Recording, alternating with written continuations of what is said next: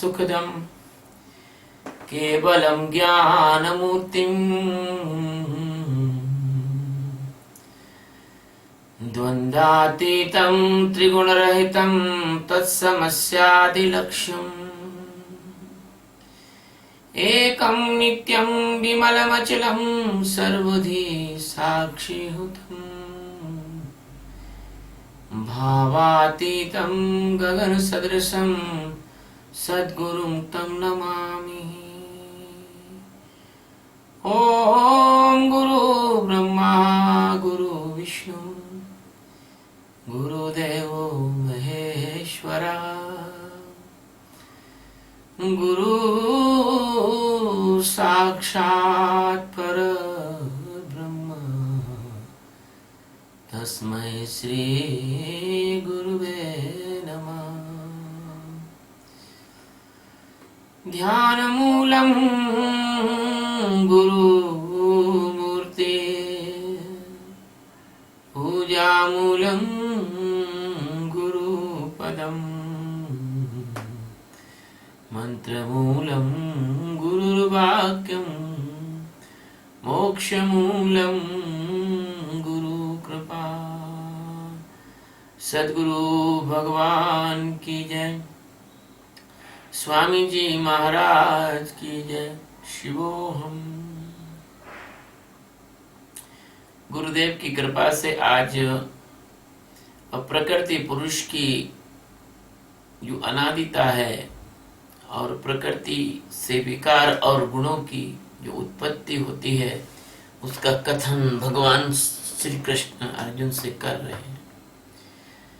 ये गीता के 13वें अध्याय का 19वां श्लोक है। प्रकृतिम पुरुषं चैव विद्ययानादि उभावपि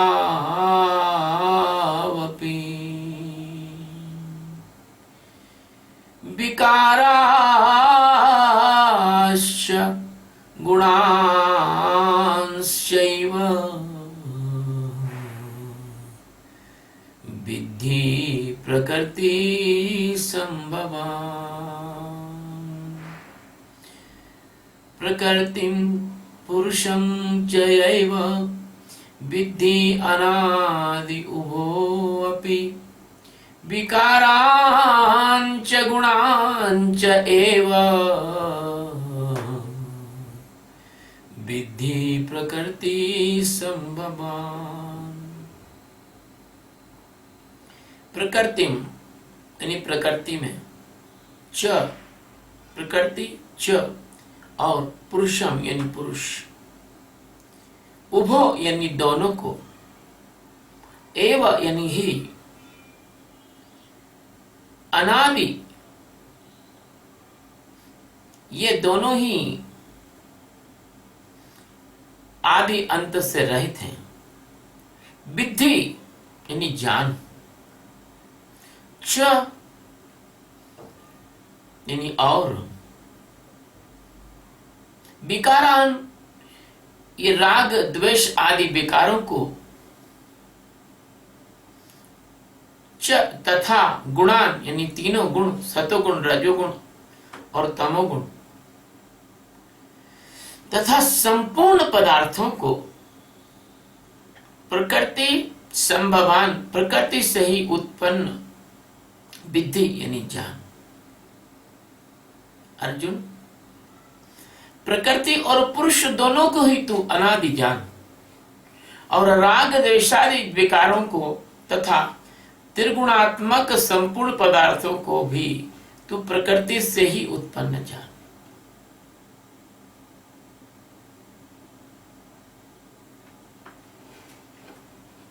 भगवान नारायण बड़े दयालु हैं। क्यों ना एक बार अपन कहें, श्रीमन नारायण परम दयालु रे, श्रीमन नारायण परम दयालु रे, भज मन राधे गोविंदा। श्रीमन्नारायण परम दयालु रे, श्रीमन्नारायण परम दयालु रे। भज मन राधे गोविंदा, राधे गोविंदा भज बाल मुकुंदा। राधे गोविंदा भज बाल मुकुंदा। वे ही काटेंगे सतगुरु काटेंगे यम के फंदरे। भज मन राधे गोविंदा। भगवान श्री कृष्ण दीन बंधु हैं, दयालु हैं और दीनों के नाथ हैं। उनके बारे में जो कुछ कहो वो बहुत कम है, क्योंकि उनके गुणानुवादों का वर्णन किसी के करना का सामर्थ्य ही नहीं है। वो अनंत हैं और अनंत आकाशी गंगाओं के मालिक हैं। वो अनंत हैं और अनंत अधीश्वर हैं। यहां जो श्लोक आया है, यद्यपि ये आप लोगों की समझ के बाहर का विषय है, लेकिन फिर भी भगवान की कृपा और करुणा से मैं आपको यथा सामर्थ्य इसको समझाता हूं, क्योंकि समझ का विषय नहीं है। अब इसके लिए मेरे पास कोई दुनिया का उदाहरण नहीं है, क्योंकि ये एक ऐसा विलक्षण विषय है कि अभी तक हमने आपसे कहा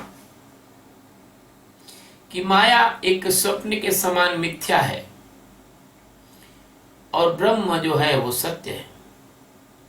लेकिन अब जब भगवान ये कह रहे हैं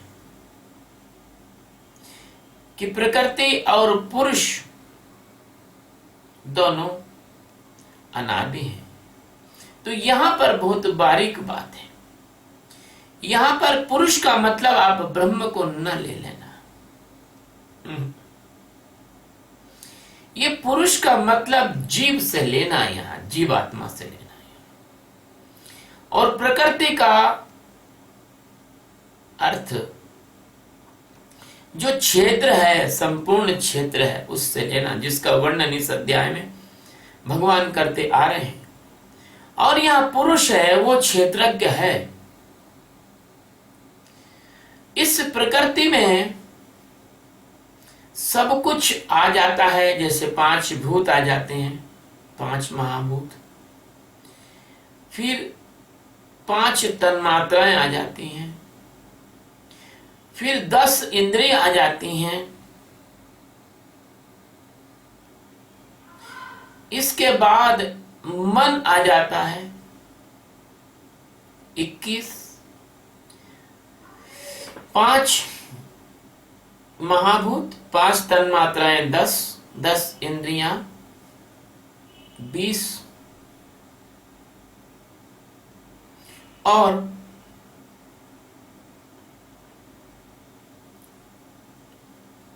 दसों इंद्रियों के विषय 30, और 3 गुण 33, और मन बुद्धि चित्त 36। जैसे आप गुरु गीता में कहते हैं 36 तत्व से दूर, भुक्ति मुक्ति के प्रदाता करें अविद्या चूर। तो ये जो 36 तत्व हैं, इन सब को मिलाने से जो प्रकृति बनती है, उस प्रकृति के जो विकार हैं, अब इस 36 तत्व के जो विकार हैं, इनको गिनाना बहुत असंभव है, क्योंकि काम क्रोध लोभ मोह मत्सर, ये राग द्वेष, ये तो तुम सब जानते हो, क्योंकि मोटा मोटी इसके बारे में तो सबको मालूम है, लेकिन इन विकारों से भी जो विकार होते हैं वो तुम लोग जानते नहीं, क्योंकि विकार तो हर क्षण उत्पन्न होते हैं। अगर मैं आपसे कहूं कि आपका एक एक विचार एक एक विकार है, तो ये बात बिल्कुल गलत ना होगी, क्योंकि विचार ही विकार है, और विकार से विषाद आता है, तो विचार ही विषाद है। जैसे अपन कहते हैं कि x is equal to y,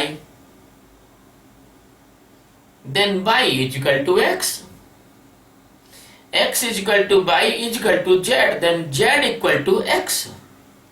तो विचार से विकार और विकार से विषाद, तो विचार और विकार और विषाद ये तीनों एक ही अवस्था के तीन नाम हैं। इसलिए भगवान कहते हैं कि अर्जुन, जब तक जीव दशा होगी तब तक प्रकृति भी होगी, और जीव दशा ऐसी है कि आपकी खत्म हो गई तो क्या दूसरे की नहीं होगी क्या? यदि इस विश्व में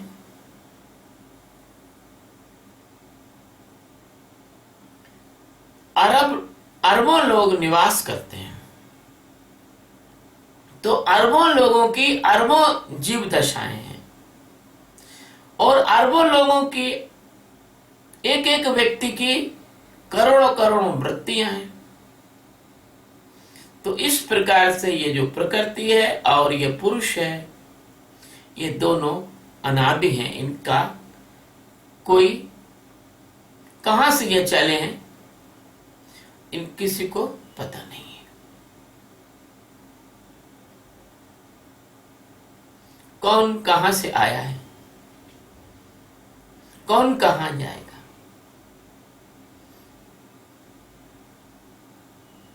कौन घोड़े के जन्म से आया है, कौन गधे के जन्म से आया है,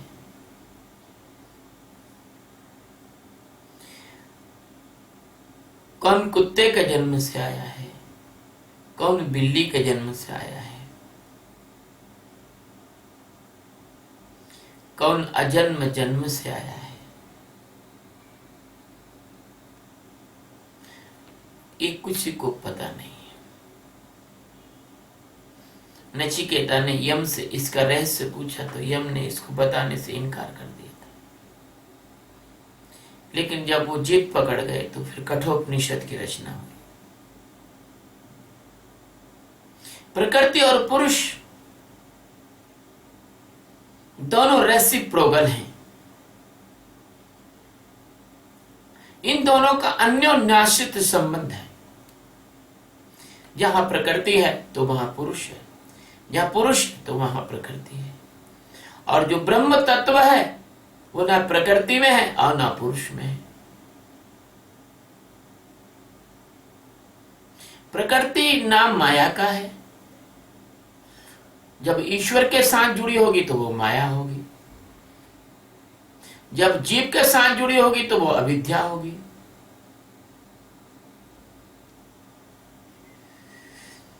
प्रकृति और ये माया या अविद्या, इसको अज्ञान भी कहते हैं, इसको मूढ़ता भी कहते हैं, इसको जड़ता भी कहते हैं।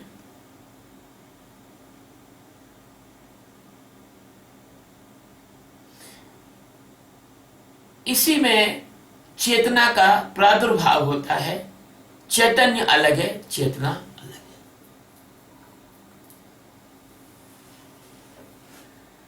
प्रकृति का एक व्यापक विस्तार है। इसमें मैंने आपको बताया वो सारी चीजें हैं। जैसे पंच महाभूत है तो वो समष्टि के पंच महाभूत हैं, व्यष्टि के पंच महाभूत अलग हैं, समष्टि के पंच महाभूत अलग हैं। घट का आकाश अलग है, मठ का आकाश अलग है, महाकाश अलग है।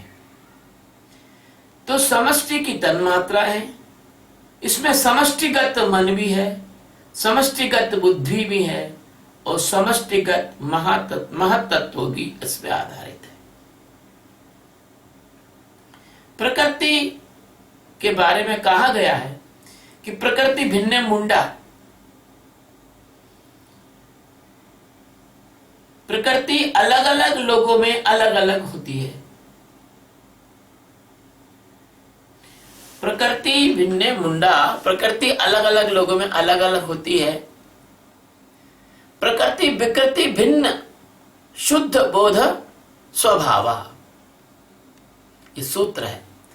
प्रकृति विकृति भिन्न शुद्ध बोध स्वभावा, ये तीनों जो गुण हैं, ये तीनों शरीर हैं, ये 5 कोश हैं और इनके सभी विकार हैं, ये प्रकृति का विस्तार है। पदार्थ भी प्रकृति है, ऊर्जा भी प्रकृति है। प्रकृति निरंतर परिवर्तन धर्मा है। प्रकृति का स्वरूप बदलता रहता है और यह स्वयं को संतुलित परिभ्रमण और परिशोधन और इसको कहते हैं रूपांतरण करती है, रिसाइकल करती है। आपको मालूम है कि जो आप पानी पीते हैं तो आपके वैज्ञानिक कहते हैं कि वो 200 करोड़ वर्ष पुराना पानी है। अब 200 करोड़ वर्ष पुराना पानी क्यों आपको ताजा, मीठा और अच्छा लगता है? क्योंकि वो रिसाइकल होता है, वर्षा का बादल बनता है और वो बरसता है।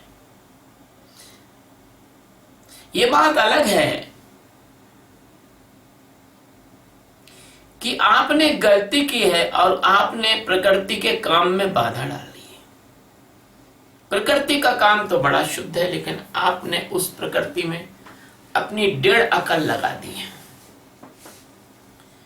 आपके कल कारखाने से निकलने वाली सल्फर डाइऑक्साइड और जहरीली गैसें इस पानी की शुद्धता को अत्यंत प्रभावित करके विषैला बनाती हैं और एसिड रेन होती है। आपके इस एसिड रेन के कारण जो पानी जमीन पे गिरता है, तो पानी के जमीन पर गिरने से केमिकल रिएक्शन होता है। शुद्ध पानी से कोई केमिकल रिएक्शन नहीं होता था, और उस केमिकल रिएक्शन से तरह तरह प्रकार के सल्फेट और तरह तरह के कार्बोनेट और तरह तरह के फॉस्फेट ये निर्मित होते हैं, जो आपके पानी में घुलकर आपको अनेक प्रकार की बीमारियों से ग्रस्त करते हैं। जैसे फ्लोरीन के घुलने से आपको फ्लोराइड हो जाता है, फ्लोरोसिस क्या कहते हैं, वो बीमारी हो जाती है। तो प्रकृति तो शुद्ध थी, संतुलित थी और परिभ्रमित थी, परिशोधित थी, लेकिन आपकी बलिहारी है। आप लोगों की क्या कह सकते हैं? आपको, आप तो आप ही हैं, अब आपसे क्या कहें। एक मुझे चुटकुला याद आ गया इसी बात। एक बार उज्जैन के क्षिप्रा तट पर एक पंडित जी स्नान कर रहे थे। उनके पास एक ही धोती थी। उन्होंने अपनी धोती को धो के और घाट पर सुखा दिया। एक बेहोश आदमी जो विचारों में खोया खोया सा, जिससे कुछ दिन और दुनिया की खबर नहीं, अपनी उधेड़ बुन में जा रहा था। गलती से पंडित जी की धोती पर उसके पैर का अंगूठा लग गया। क्षिप्रा के घाट पर लोग अक्सर जूते चप्पल बाहर दूर उतार के फिर पैदल ही चलते हैं। अभी नदियों का इतना सम्मान हमारे देश में बचा है। पंडित जी ने देखा कि उसने अंगूठा लगा दिया, तो पंडित जी नहाते नहाते ही बोले, क्या गधे टाइप का इंसान है, इसको यही नहीं मालूम कि किसी के वस्त्र पर अंगूठा नहीं लगाना चाहिए। पंडित जी ने उठाई धोती, दोबारा धोई और सुखा दी। थोड़ी देर बाद एक व्यक्ति और आया, उससे ज्यादा गहरी नींद में था। वो पूरा पैर ही रख दिया उसने पंडित जी की धोती पर। पंडित जी ने कहा, अरे राम, ये तो निरा ही गधा है, इसको तो उसने तो अंगूठा ही लगाया, इसने तो पूरा पैर रख दिया। पंडित जी ने फिर धो के सुखा दिया। संयोग से वहां श्रीमान गर्धवानंद जी महाराज ढेंचोस्वर शंखेश्वर स्वयं पधारे और श्रीमान गधेनंद महाराज जी ने, जिनके सम्मान में अपन बोलते हैं गधीवर गधेनंद महाराज, उन्होंने अपने चरण जो है वहां रख दिए, उस धोती पर रख दिए। पंडित जी ने देखा, पंडित जी बोले, अरे भाई आप तो आप ही हैं, अब आपसे क्या कहें, आप तो आप ही हैं, आपसे क्या कहा जाए। पंडित जी ने धोती उठाई, धोई और फिर पंडित जी ने नहीं सुखाई। पंडित जी नहा चुके थे, उन्होंने अपने बदन पे लपेट लिया और सुखा के वहां से निकल गए।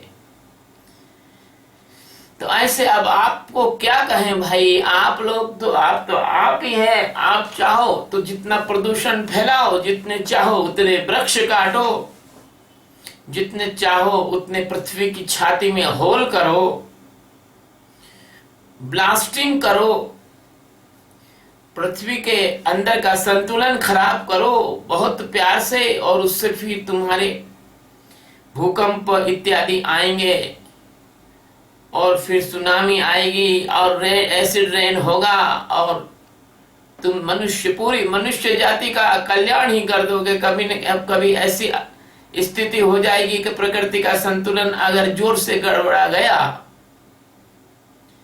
तो जैसे डायनासोर इस जगत में से खत्म हो गए, ऐसे ना हो कभी का मनुष्य जाति इस ग्रह से समाप्त हो जाए। लेकिन अब आपको क्या कहें, आप तो आप ही हो। आप लोग जो कुछ करो वो सब थोड़ा ही है, क्योंकि आप संतों की बात तो कभी सुनने वाले हो नहीं हो।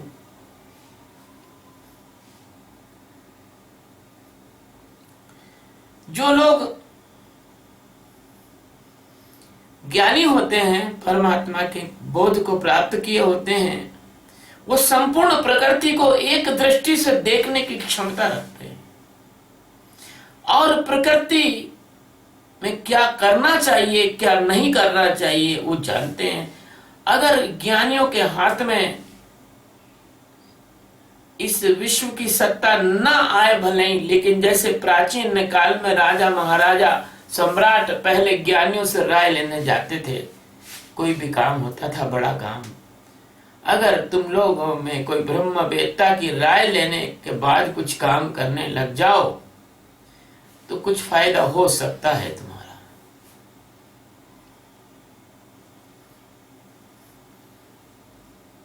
ये जो प्रकृति है और जो पुरुष है,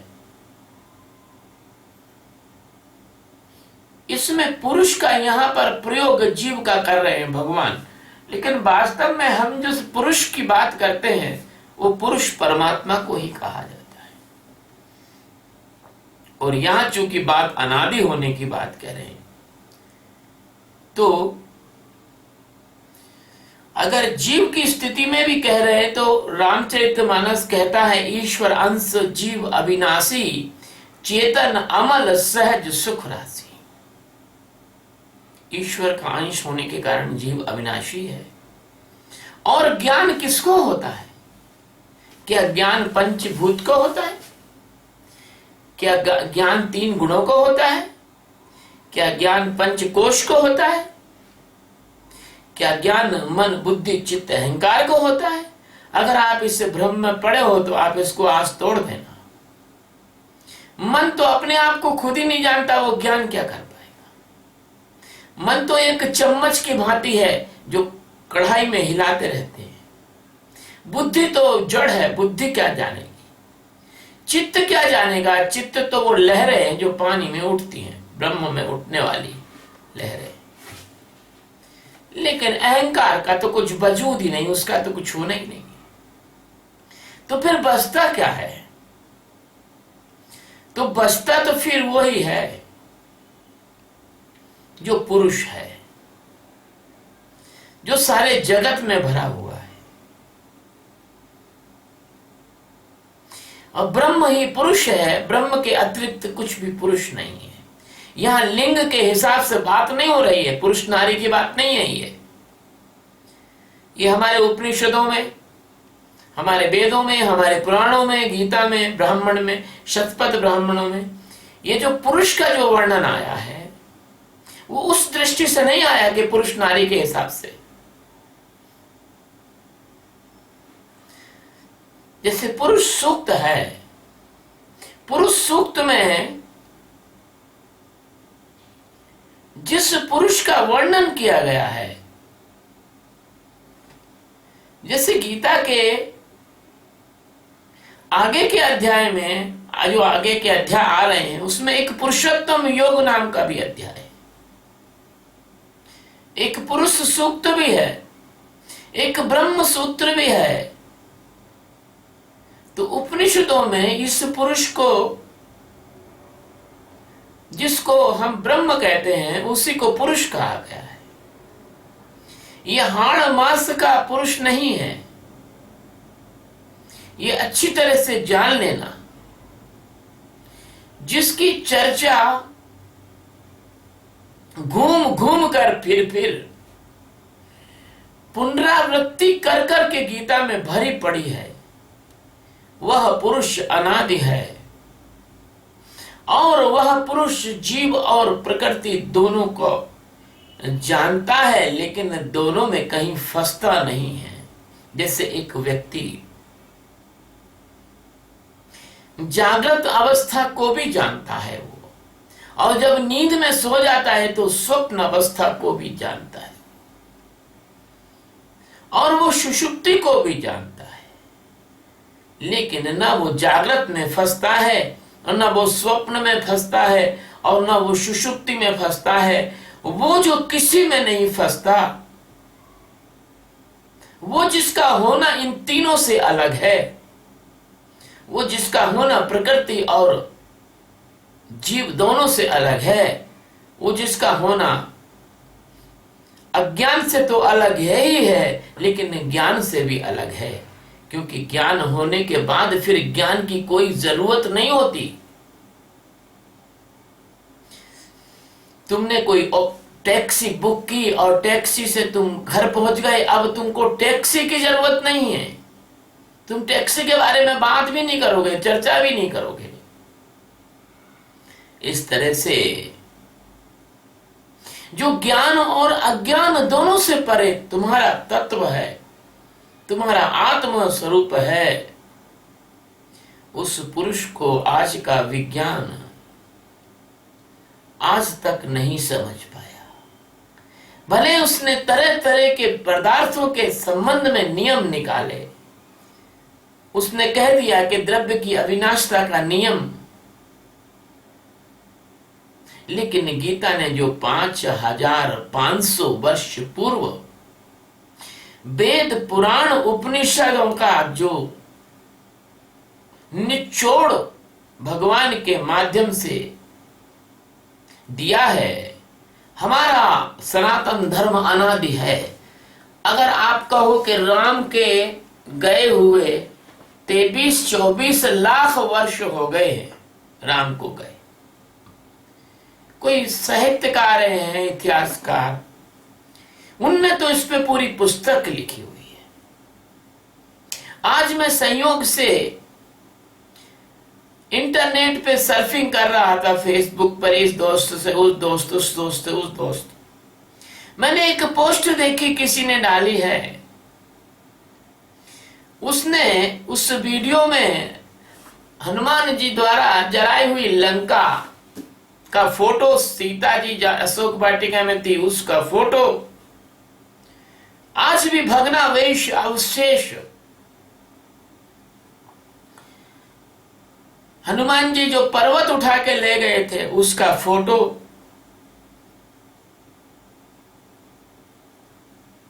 और राम सेतु का फोटो, और पानी में पत्थर तैरते हुए उसके फोटो उसने डाले। मेरी इच्छा हुई कि मैं उसको शेयर करूं, लेकिन मैंने इसलिए शेयर नहीं किया, मैं अक्सर अपनी फेसबुक वाल पर केवल और केवल ब्रह्म विद्या की ही विषय को शेयर करता हूं, क्योंकि मैं इसको बहुत ज्यादा संघनित और कंसंट्रेट बॉल बनाए रखना चाहता हूं। यह बात अलग है, दुर्भाग्य है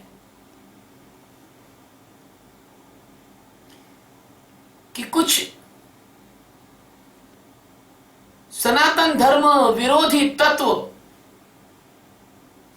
एकाध मेरा अकाउंट बंद करवा देते हैं, तो वो अकाउंट का बंद होना इस मनुष्य जाति के लिए क्षति का काम है, क्योंकि उसमें जो साहित्य था या उसमें जो कोटेशन और उसमें जो छोटे छोटे संदेश थे, वो बंद होने की वजह से मनुष्य जाति के लाभ में कुछ आड़ आ गई है। एक बात और कहना चाहूंगा मैं, कोई जुकर वर्ग को यह बता दे कि हिंदुस्तान में जो संत हैं उनके दो नाम हुआ करते हैं। एक नाम तो सन्यास के पहले सांसारिक नाम होता है, जिसके नाम पर वोटर आईडी कार्ड इत्यादि प्रमाण रहते हैं, लेकिन दूसरा नाम जो सदगुरु देते हैं उसका कोई ऑथेंटिक रिकॉर्ड नहीं होता। जो सदगुरु नाम देते हैं तो यहां ये कोई वेटिकन चर्च नहीं है कि जहां एक सर्टिफिकेट बना के दिया जाता हो किसी को। ये आध्यात्मिक और निजी विषय है। तो अगर कोई जुकर वर्ग का कोई दीवाना सुन रहा हो तो उसको बता दे कि भारत के संतों की आईडी उनके नाम के अनुसार बंद ना की जाए, क्योंकि भारत के संत अगर नाम रामलाल है और उनका आध्यात्म नाम भगवान रामेश्वर स्वामी रामेश्वरानंद है, तो उनके पास रामेश्वरानंद के नाम की कोई प्रमाण नहीं मिलेगा। इसलिए दया करके और जिज्ञासु भी जो है वो भी समझ लें कि सांसारिक नाम के नीचे जो संत का नाम लिखा है बस उसको महत्व दें। तो ये जो तुम्हारा संसार है ये इसी तरह के श्रीमान जो आप तो आप है ऐसे लोगों से भरा पड़ा है। और इसी तरह से इन लोगों ने, वैसे तो संतों को ये फेसबुक और इस पर आने का कोई कारण नहीं था, लेकिन जिज्ञासुओं के हित के कारण आना पड़ता है। लेकिन अब क्या कहें, इसमें इस श्लोक से हट के थोड़ी बात हो गई। तो ये जो भगवान की इस गीता में 5500 वर्ष पहले भगवान ने वेद उपनिषदों का जो निचोड़ इसमें दिया है, ये अनेकानेक प्रकार के जो विकार हैं, ये जो 3 गुण हैं रज सत और तम, इनके करोड़ों प्रकार की वृत्तियां, संस्कार और घटनाएं प्रकृति में होती रहती हैं। और इन घटनाओं के कारण जो अज्ञान की वजह से नींद में सोया हुआ जीव है वो इस तरह से भ्रमित हो जाता है। इसके पास इतने ज्यादा भिन्नता है प्रकृति के पास, आप देखते होंगे एक दूसरे के फिंगरप्रिंट किसी से मिलते नहीं। देखिए अभी तक अरबों लोग पैदा हुए हैं और अगर आप अरबों लोगों के फिंगरप्रिंट देखें तो एक दूसरे से मिलेंगे ही नहीं फिंगरप्रिंट। इस बात को यह सिद्ध करता है कि यहां पर हर आने वाला जीव नए ढंग का है और उसकी प्रकृति और प्रवृत्ति बड़े नए ढंग की है। जैसे मनुष्यों के पूरे विचार एक दूसरे से कभी नहीं मिलते, कभी नहीं मिलते। और हर मनुष्य दूसरे मनुष्य से चाहता है कि वो अपने विचार उस पर थोप दे। हर मनुष्य चाहता है कि उसकी की बात चले, उसी की बात मानी जाए। इस प्रकार से ये जो अहंकार में जीने वाला जो जीवन है इसमें क्या मूर्छा और मूर्ता आती है,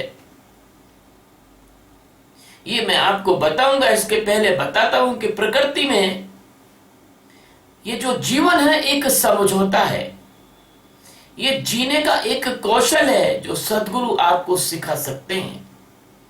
लेकिन सबसे बड़ी बात तो यह है कि परमात्मा तक अगर आपको पहुंचना है तो कम से कम आपको तनाव रहित, चिंता रहित, क्रोध रहित जीवन जीना तो सीखना ही पड़ेगा सद्गुरु से।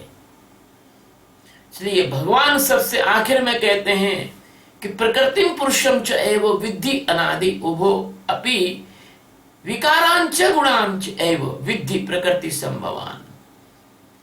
जो ज्ञानी होता है या ज्ञानी का अच्छा सच्चा शिष्य होता है, उसको यह बात बिल्कुल पता रहती है कि जितने गुण हैं और जितने सब क्रियाएं हैं और जितना सारा वृत्तियां हैं और संस्कार है, जो कुछ भी हो रहा है उस सब को प्रकृति संभवान, प्रकृति में ही वो होता है, पुरुष में नहीं होता है, जीव में नहीं होता है, ब्रह्म में नहीं होता है।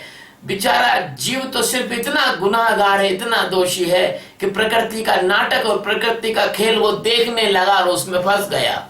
जैसे कोई छोटा बच्चा मदारी का रीछ का खेल देखने लग जाता है, या तुम किसी मूवी देखने टॉकीज में जाते हो तो वो 3 घंटे तुम इतना उसमें रम जाते हो कि वहां लव लबेरिया आता है तो तुम्हारे अंदर लव लबेरिया आता है, वहां ढिशम ढास होती है तो तुम्हारे अंदर ढिशम ढास होती है, लड़ाई का भाव, तुम्हारे हाथ पैर कांपने लग जाते, तुम सोचते हो मैं मारूं मैं मारूं, ऐसे तुम उस रंग में रंग जाते हो। ऐसे ये बेचारा जीव गलती से इस प्रकृति के रंग में रंग गया है। तो भगवान कहते हैं कि विद्धि जान कि ये प्रकृति में संभव है, प्रकृति संभवान, ये प्रकृति में संभव है, तुझ में नहीं है।